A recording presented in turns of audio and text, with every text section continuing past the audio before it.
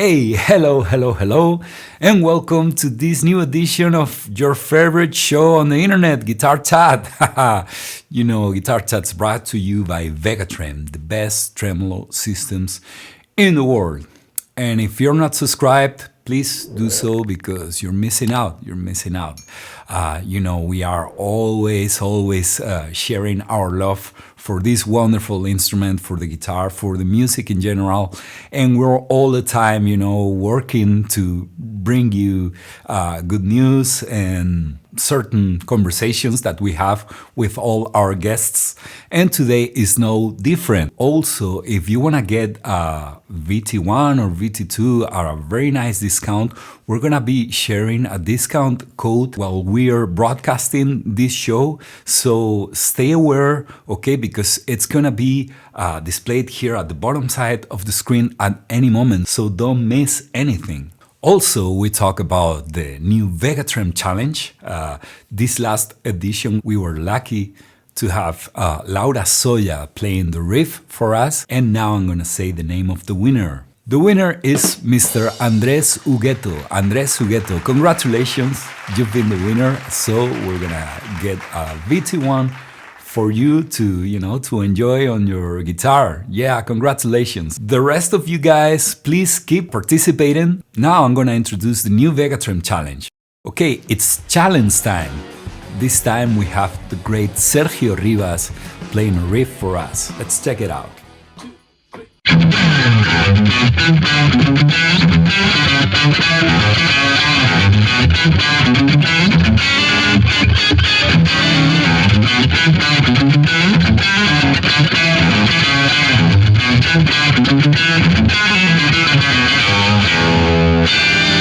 So you have to learn it and then maybe come up with something of your own, make it your own style, and send us your video, tag us on Instagram, and use the hashtag Vegatrem Challenge. That way you can win a VT1 completely free. And today's interview, we have an amazing player. He's been the guitar player for Pink for many years, as well as The Voice in America. He's just an amazing shredder, a great player, great guy as well, Vegatrem artist, Mr. Justin Derrico. Let's check it out. Okay, and we are on. Well, welcome to this new edition of Guitar Chat, this time with a great player, Mr. Justin Derrico. Hey, man, thank you so much for doing this. We're so glad to have you in the show. No, thanks for having me. I appreciate it. This is awesome. Yeah, man.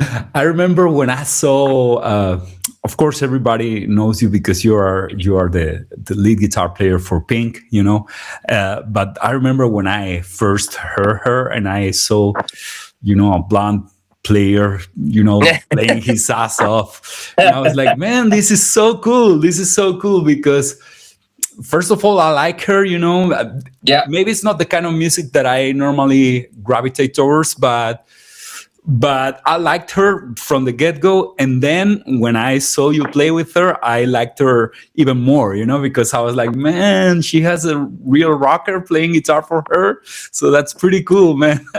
Yeah, I mean, it's a lot of people say that, like after they've seen us live, like especially like guitar players or like the girls' husbands or boyfriends that have come to see our show, they're like, it's not my type of music. But yeah. Then they see the show and it's like it's a full-on rock show, and like I get to rip and she's wailing and the whole band is like kick ass, and then there's all sorts of like flying spectacle crazy shit. So it's like it's cool because there's something for everybody with our show, but also like I love that when people come to our show and come out like not expecting what's about to happen.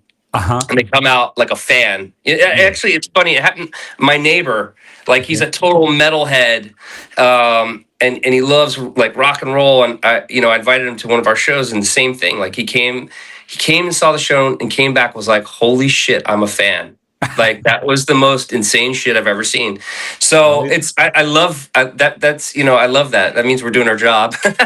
Oh yeah.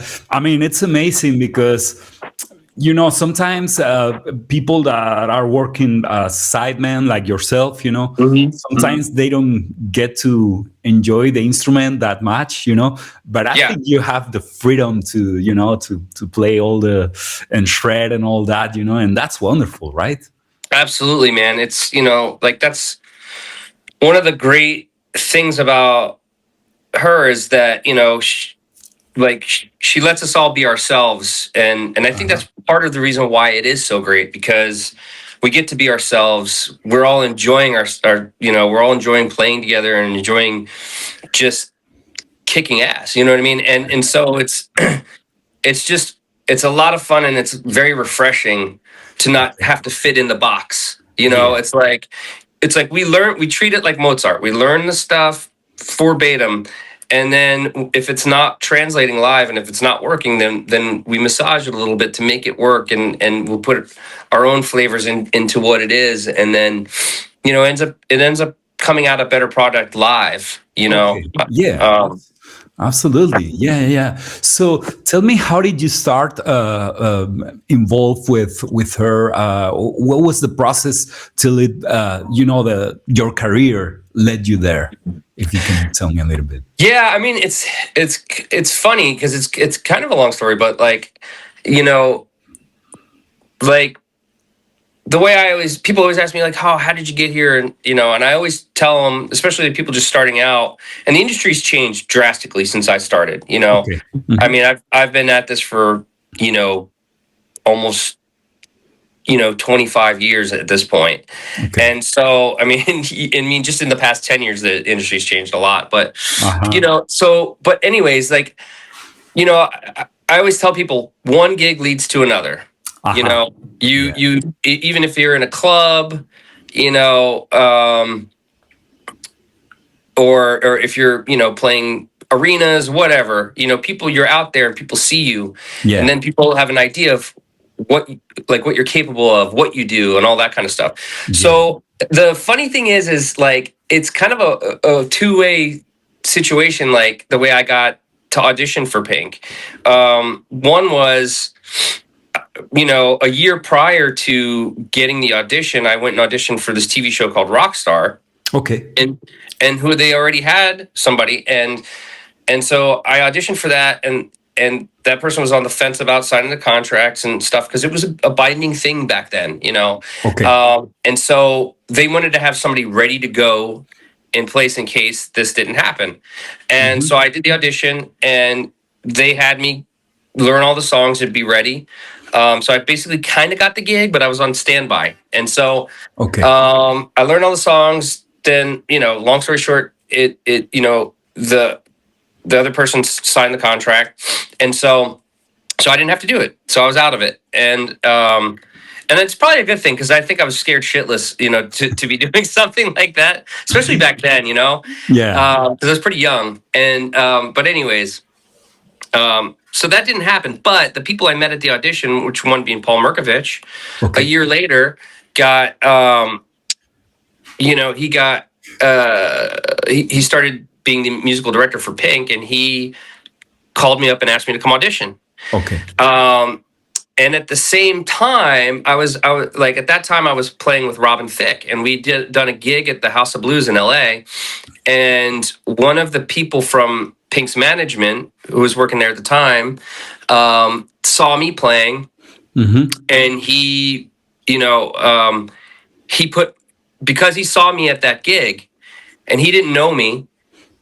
He put my name forth as well to Oh. audition for the gig. So it Okay. wasn't just Paul. Paul already knew me, and Paul brought me in.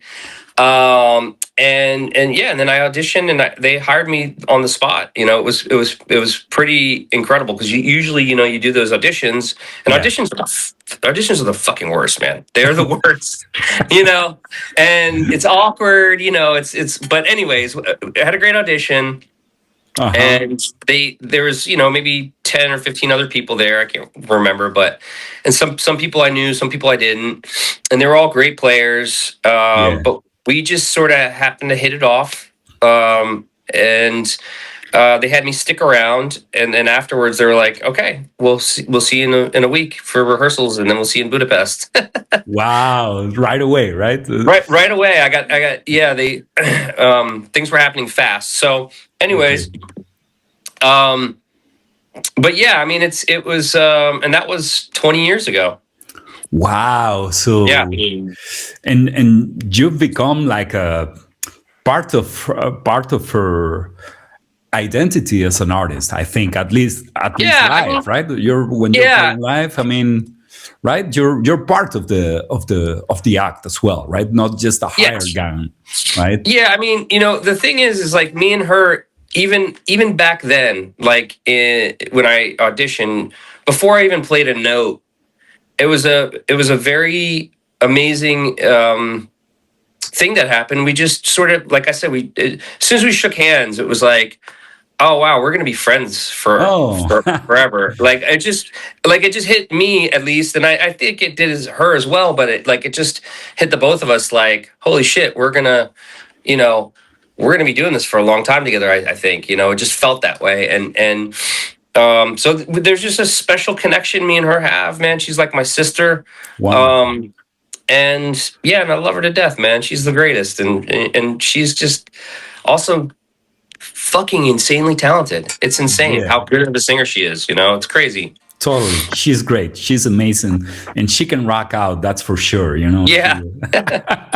Well, and so can you, of course, because I mean, in Try. order to get that gig, you need to be a pro, and also you need to have chops, and you have chops for days. I mean, how did you get Try. those? Yeah, yeah. No.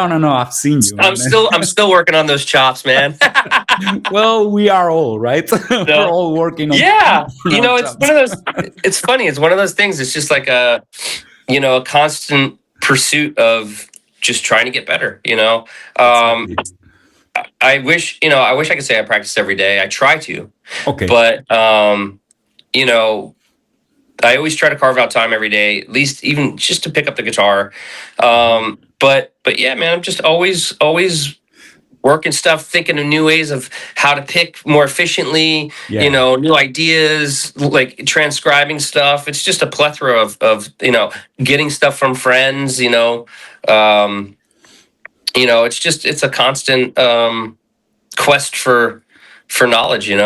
Yeah, totally. So tell me something. Where you were growing up, did you play a lot of hours, or was just Yeah. is that you're so talented that just by picking? No, it's hard work, man. Okay, okay, It's like I as soon as I picked up the guitar, I just fell in love with it. okay. And once I picked it up, I couldn't put it down, and so I just constantly played and was trying to figure out how to do play Uh-huh. like Jimi Hendrix and Yeah. and all the classic rock stuff. I was just trying to pick it out, and friends would show me stuff, and then eventually I started taking lessons. But I I just spent so much time, and I grew up on a farm out in the middle of nowhere. Like Okay. my driveway was a mile long, and there were no kids to play with. You know what I mean? So there wasn't shit to do. So I just, I found the guitar, and it kept me busy, and it, kept me kind of out of trouble, I guess. But That's great. That's great, man. So, I'm a big fan of the grunge era, right? The '90s Mhm. rock from Seattle.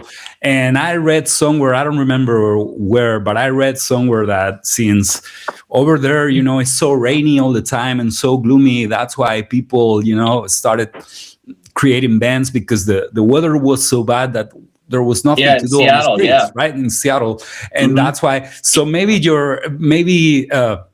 the same way for you, growing up in a farm away from everything else, it was good for you, right, for your development as a guitar Yeah. player, right? Yeah, I mean, yeah, because I mean, there wasn't much around. I will say the one thing that was good about where I grew up, when I grew up, there was a really good music scene happening. Okay. And it's where like the Dave Matthews Band is from, and they, when I was younger, they hadn't quite had the hits yet, but they were, they were still playing in people's backyards and stuff like that. And then, this is like early '90s, and then like, it was probably a year prior to, before they exploded into, being the massive stadium act that they are. Yeah. And, anyways, but, so that was happening there at that time. And then around that, there was a lot of really great guitar players, great, drummers, like just great musicians across the board. And there was a really great community as well. So like for me, growing up in that time, it was really cool. I'd go to the music store and hang out with my buddies at Charlottesville Music, and the guys that owned the place and ran the place, they were all amazing guitar players, and amazing guitar players would come through there and just hang out, and we just steal licks off of each other, concepts, and learn songs, and so it was a really cool environment to be in, and really helped sort of shape me as a player. Cool, wonderful. I also want to talk about your guitar, the guitar that you're holding right now in your hands, because that's a Shabat, right? From Mr. So this Ali. Okay, so this is the hang on one sec, my cable's coming out. Sorry. Anyways, right. this is the first generation, right? Okay. This one is literally number one. I don't know if you can see but this one is number one, and this Wonderful. one's the stop tailpiece, right? Yeah. And the wraparound. My bad. And this has got the Lawlers in it. It's a short scale length. Okay. All mahogany body. And it rips, man. It's just a ripping guitar. It's basically like we try to take I love Telecasters. My first guitar actually was a Series 10, which is a Telecaster shaped body, and it's a complete piece of shit, but it had palm trees and pineapples and all sorts of stuff like on it. It was so weird, but it was awesome. But anyway, it was a Tele style. Yeah.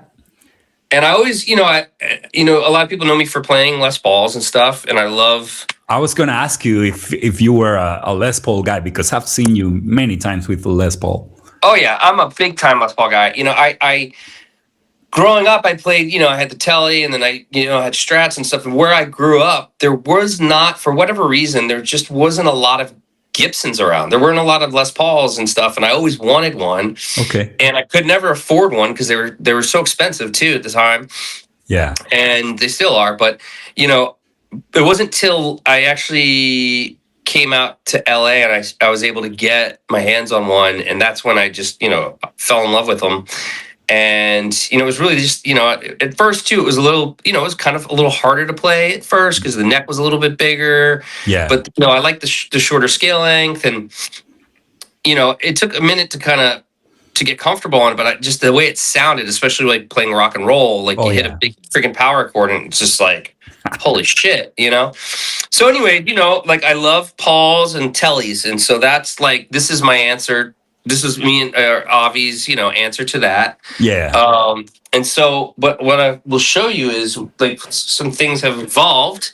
Okay. So I've got a couple different versions of it now. Okay. So from this, we decided, okay, it would be great to do one with a Vegatrem. That's right. So we got. Excuse me for one sec. I'm just. No problem. Take your time. I'll give you a quick little run tour. And there's some of my guitars, and then it's here's wow. a lot of my Shabats, Les Pauls, right? Man, I'm so jealous right now. There's a lot of guitars over there. It's a lot of guitars, and I have them all out because I'm always in here recording. Okay. Wow. But so here it is. So again, the next step was the Vegatrem. Nice. And I don't know, I actually shorten the bar. I do this with every. Cool. I chop it because I like sometimes they get in my way and just the way I play, so I like to just kind of hold on to it. But okay. And then we did the 6-in-line instead of the snakehead stock because with the 6-in-line and the angle and everything we tried, but we were having problems keeping it in tune. So with the tremolo, so we did that, And Yeah. then this one has my signature pickups that I worked with Seymour Duncan. Oh, okay. Um, and we took one of my favorite guitars and this guitar to Seymour Duncan, and we spent a lot of time just going. We weren't trying to exactly match it, but we wanted to get close to it, and Okay. so we did. And this one's got an Alnico 5 in Okay. it, and they messed with some of the winding. I don't know all the technical stuff that they did, and this one's an Alnico 8 because we were having a problem getting like the brightness Okay. that we wanted out of this guitar, because it was a little on the dark side Oh, okay. I see. initially. Let me tune the sucker. Okay. But anyways, So is that mahogany as well? yeah. So this one's mahogany, Okay. and now they're all kind of available with these new pickups. Okay. And now another thing that we've done to confuse the shit out of everybody for both models, was we were curious, because this is all mahogany, Okay. right? And so we were curious. So what we did was we added a maple top to the mahogany Oh, body. nice. So we took it one step further, and I have that guitar here somewhere too, but I don't know if you hear that, but Yeah, very quiet though, but yes.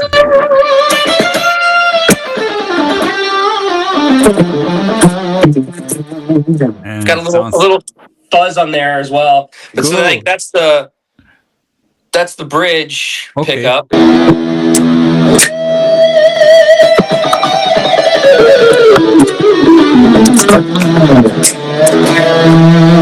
Nice.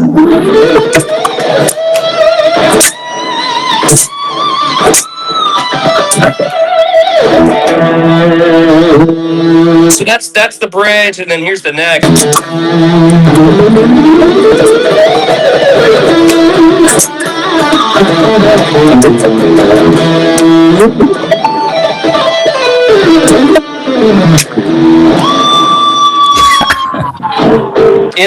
It's but this tremolo is great, man, because it stays in tune really well. Uh-huh.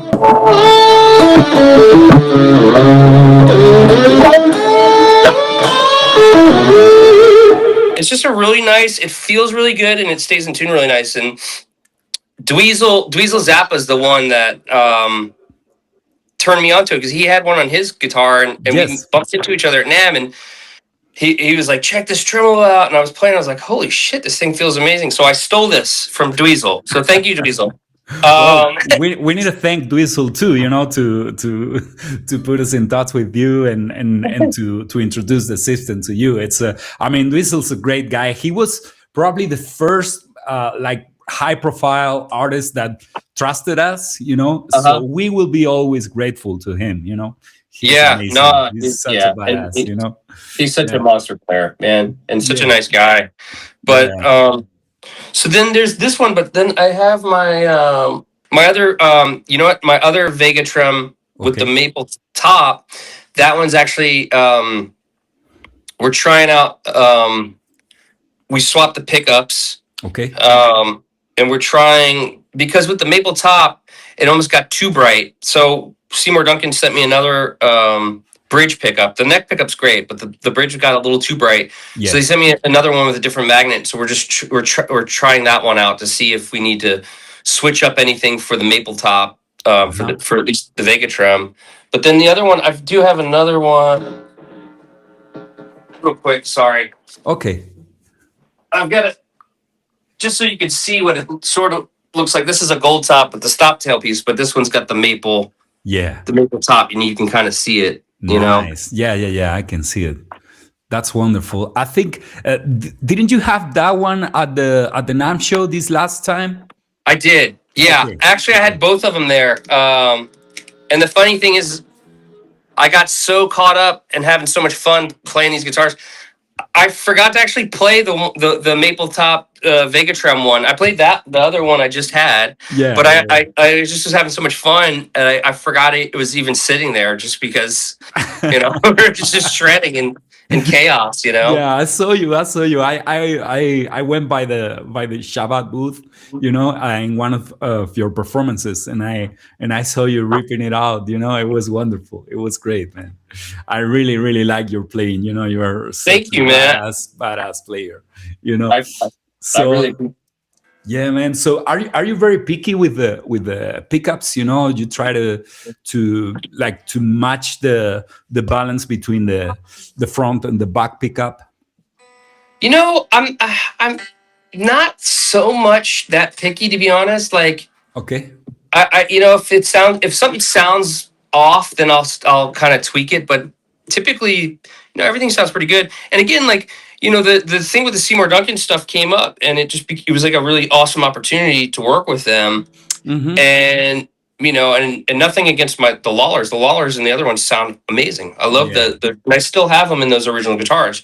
Uh-huh. But this opportunity came up, and it was the first time I've ever done anything like that. And it was such an awesome experience, and the guys did such a good job. And I guess maybe I'm a little more picky now because now I have sort of, I don't know, some experience like messing with the pickups, because usually, for the most part, I rarely swap out pickups Yeah. unless something's really bizarre, you know. Uh-huh. But otherwise, I just kind of, it's like, yeah, it sounds good. Let's do this. Kind of a situation. Cool, cool, cool. Hey, so when I saw you at the NAM show, you were, of course, you were using a fractal. That Yeah. was the sound that you were. It was amazing. But I was wondering if you also use that live with Pink or with any other act you play with. Yeah, no, actually, I do, man. I use it with Pink, and I Uh huh. use it on the voice as well. Okay. Like for for I actually have it like right here, right? Oh, okay, And then there's my original rig. okay. With So the Marshall, the Buckner, and all that. yep, Wow, that's wonderful, man. That's and amazing. that rig sounds unbelievably awesome, and I love it, and I Yeah. and I love all the amps and everything. The thing is I last tour, right before the tour started, we did a promo run, and I had the big rig with me, and I ran into some issues. Like there was a couple times where there was ground issues, or you know, like Yeah. when things moved around, it gets all jumbled up, and you got to go reseat all the connections. And I just Yeah. got tired of fighting that fight, Yeah. and so we basically took, you know, Cooper Carter came over from Fractal, and he helped me model my rig essentially, and Okay. we got as close as we could. It sounds amazing. It doesn't sound exactly the same, but it sounds really really good. Yeah. um but at the end of the day, man, I always I love my tube amps, and I always kind of do sort of miss it, Okay. but um I can't. It's hard to like, this thing is so solid, and in terms of like it's super reliable. It sounds It gives exactly you the peace same of every time. mind, right? It gives It's you just peace of peace of mind. mind, and it's Yeah. so easy. Like last week, I flew to New York because Pink was guest hosting the Kelly Clarkson show, Okay. and we had a bunch of um, performances to do, and having the fractal, it just made things so much easier. Uh But huh. I think one thing I might do in the future for the next up and coming tour, I think I want to play with doing a hybrid Okay. thing, Okay. having using the fractal and The amp. and the amps for certain things, just because there are some characteristics of the amps and stuff like that I do kind of, and it's more of a feeling when I play, that I Okay. kind of do miss. But Yeah. Yeah. um but no, I mean, this, it sounds great. That's what you just heard was the fractal. Okay. Wow. It sounds amazing. And Yeah, I it's think great. at this point, no one can hear the difference except for the player. I don't know Yeah, if you agree with that or not. I think that listening in the audience, I couldn't tell you if the guy was playing a quad cortex, a fractal, or a real amp, Yeah, But when I play, I can notice a difference. exactly. Yeah. But then if like let's say I'm recording Uh-huh. and I notice the difference when I'm playing it, but then when I listen back, I don't notice a difference. So it's more of a feeling thing, and it's just they just react a little differently. But then once you get used to it, it's like, man, it's pretty great. And Yeah. I yeah, mean, the pros, I think they are more than the cons in this yeah. particular matter. Yeah, man. I mean, you sound amazing no matter what. So Thanks, right. so, so that's Yeah. wonderful. Hey, tell me what's next for you in the next months. What are you gonna do? Yeah, so we've got a few upcoming shows with Pink. Okay. Um, we're doing like Petco Park, I think it's San Diego, Hmm. and then a handful of other ones. I can't off the top of my head. I can't remember, but I think in May we've got a few things coming up, Okay. and then after that I go back to The Voice, Okay. and then we're doing season 30 and I believe 31. I think, Wow. um, and then You've been there for many years too, right? since the beginning. Wow. Yeah. Amazing. Yeah. That's I mean, great. I've missed parts of seasons because I went on tour, but Okay. I've done every single season. I've just missed certain parts of some seasons, but for the Okay. majority of it, yeah, I was one of the original guys in the band. So yeah, 30 seasons. Wow. I Yeah. I bet that must be very different, right? Than playing with Pink. It must Very be. different. I mean, you need to be another kind of player, right? Because I guess Yes. you have to wear many hats, right? And many different sounds, many different uh, parts, right? Guitar parts and things like that. Yeah. So it's a lot more mental, if that makes any sense. Hmm. Because we're, like you said, playing different styles, vastly different styles of music. From country to Yeah. rock to R&B to pop to dance to disco to whatever, bluegrass Mhm. to Yeah. acoustic, whatever. So it's very, very different. And then also having to, they come in and they want to change the keys and transposing it really fast, but then they want to make a change, do a 2/4 bar here, do a add a beat here, or change the chords here. So like there's a lot of moving parts and a lot of changes that happen very fast. So Yeah. it's a lot of mental gymnastics going on. Where with Pink, it's like there's that aspect of it to it there's that aspect to it when we're preparing for the tour because Okay. things are changing, arrangements are changing, we're coming up with stuff. But once that's all done, it's done, Yeah. and we might change stuff here and there throughout the life of the tour. But for the most part, we're once we've locked it in, it's pretty much set, and you can live in it and really enjoy it. Where Yeah. the voice is, you learn it sometimes the day of, and then you're playing it on live television and it's like you barely know it, and it's like I hope I don't screw this one up. Hey, But do you read music when you have to do that? I do. Yeah, I do now. Like I'm not the greatest of readers, like, Okay. but we have charts and they're very good charts, Uh-huh. and they have the notation and stuff, but a lot of times, you know, my reading's not great. Obviously, like I'm reading the chord symbols and I'm Okay. using it more as a map for the arrangement, Got it. um, Understand. Okay. which is very helpful because the first couple seasons we did not have charts, Okay. and I memorized everything, and it was very hard. Oh yeah, I It was a bet. huge learning curve, so it was Yeah. really hard. But then once the charts came in, it made life a lot easier. And Cool. again, my reading is not amazing, but I can read pretty well. And the thing is like I'll get the songs and I'll pull up the chart and I'll listen to it, and either I'll try to read it or I'll just figure it out by ear, and then I'll go, okay, cool. I know that in that bar, it's I know it's that lick in that bar. You know what I Exactly. mean? Like, so it's Yeah. like, you know what I mean? But, Uh-huh. um, and it's good too because like I'll be like I've never heard the song in my life, and then I'll pull up the chart and I go, oh, okay, I know what this is. You know? But I'm pretty sure that job must do wonders for your musicianship, because I mean it keeps you alert, it keeps you awake all the time, right? So Yeah. that must be wonderful. I have several friends that work on the Spanish version of The Voice, Hmm.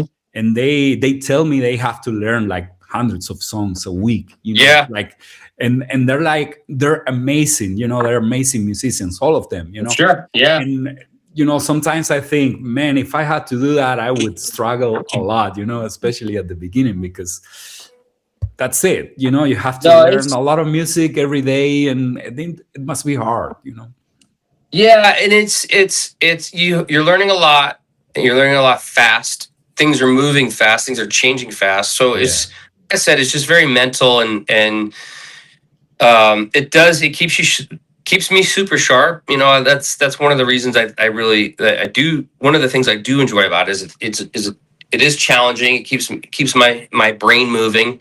hmm. Um, but yeah, it is a crazy beast. Yeah, It is, but it's fun. Sometimes it's a lot of hard work, and of it's course. like, okay, I've Yeah. had enough of this today. Man, anyway, hey, last question. Any chance of coming to Spain, maybe on tour? I don't know. I mean, that's never really up to us. Really, it's just kind of however the tour gets routed. But I love Spain. I know we would love to go. Um, but maybe I hope so. I mean, we've been there before in the past, really, short runs, Mhm. um, but we all love Spain. So yeah, I mean, I don't know, but I hope so. Well, this has been Guitar Chat. So till next time, you guys be safe, be happy, and play a lot your guitar. Thank you so much, Justin. Thank you so much. I really appreciate it.